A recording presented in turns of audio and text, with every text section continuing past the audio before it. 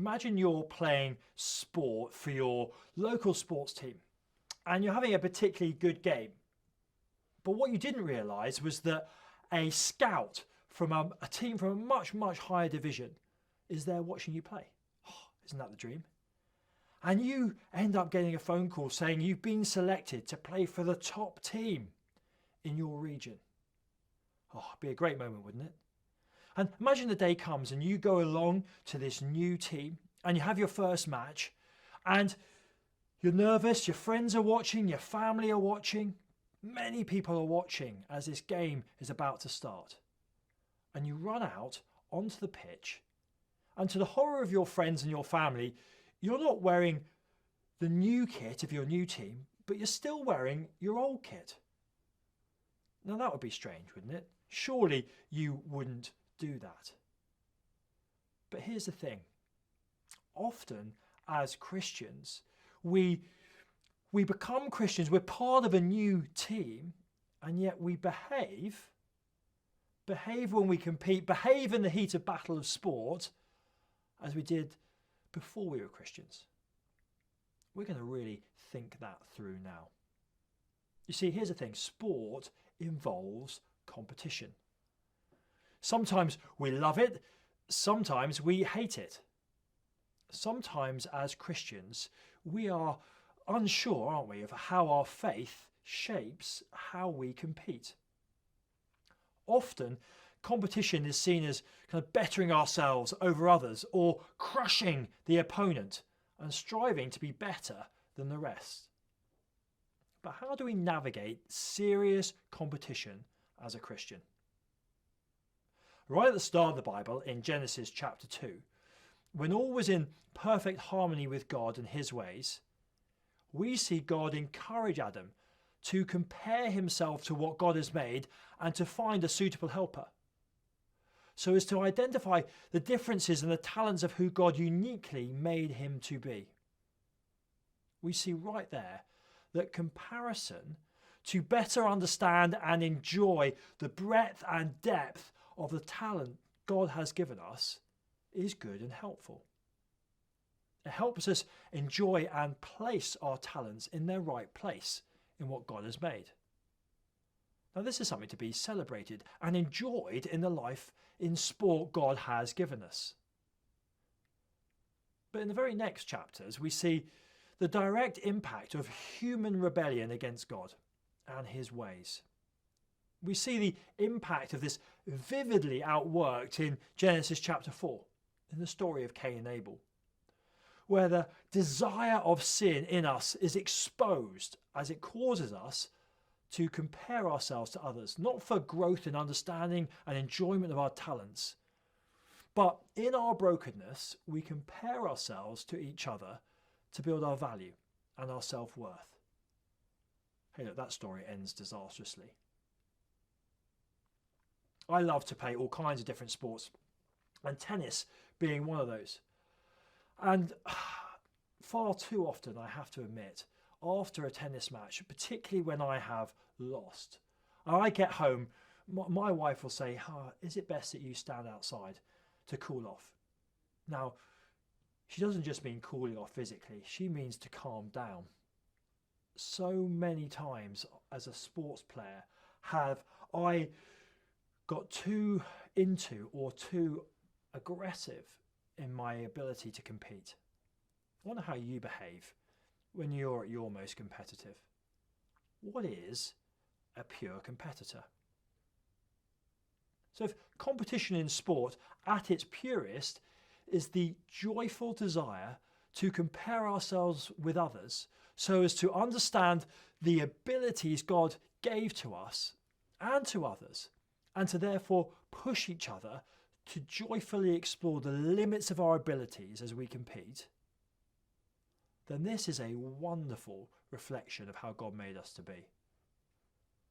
But when our focus in competing in sport is misplaced and is instead focused towards building our value and our self-worth, then it can have a negative impact on us and on others. Are you motivated by a desire to push yourself and compare yourself with those around you to explore the limits of your ability and creativity? Or does your performance, good or bad, shape how you feel about yourself and view those around you? So as a Christian, how does our faith shape how we compete? Well, in Colossians chapter 3, verses 1 to 4, we are given an insight in how Christians can live purely and even compete purely. It involves our hearts and our heads. In Jesus Christ, we have been saved from the consequence of our rebellion against God, and we have been restored into new life in Christ. Verses 1 to 3 say this: "Since then you have been raised with Christ, set your hearts on things above, where Christ is, seated at the right hand of God. Set your minds on things above, not on earthly things. For you died, and your life is now hidden with Christ in God." Notice straight away in verses 1 and 2 there that the Christian in sport is to set their hearts and their minds on things above. That is, they are to focus on Christ and the new life they have in him. And in verse 3 we see that this means that their value and their worth is now defined and determined by him. Their lives are now hidden with Christ in God. That's a great thing. Therefore, so as to compete purely, we focus our hearts on things above, not on earthly things. No longer is the Christian's worth or value built or destroyed by comparing themselves to others. No longer is sport a means to determine and affirm our value and worth. But in Christ, we are secure now.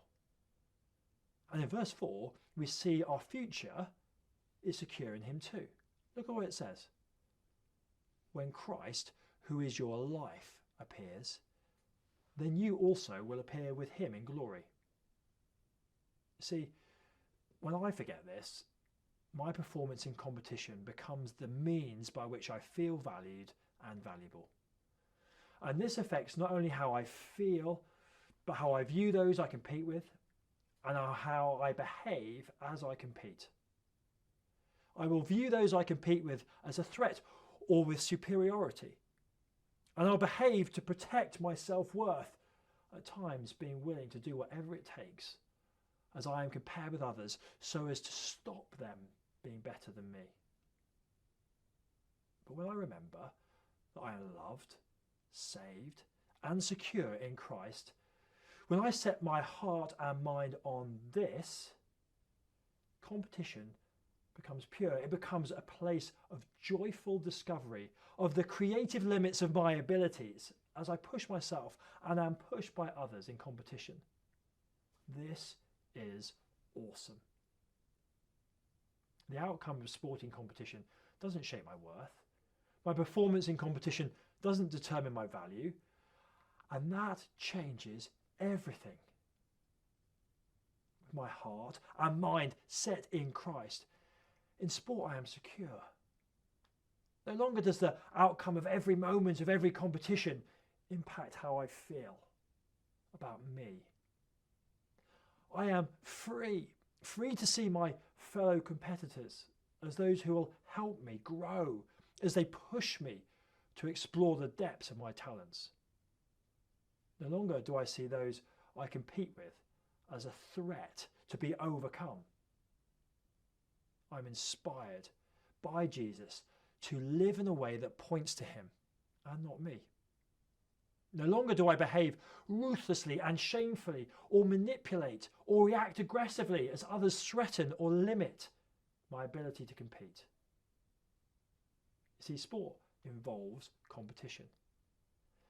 God gives competition as a wonderful opportunity for you, for me, to compare and grow in our understanding of the scope of the talents he has given us, and to enjoy these in relationship with others. So as you compete, reset your heart, reset your mind, Remember that your life is now hidden in Christ, and allow this truth alone to shape how you compete.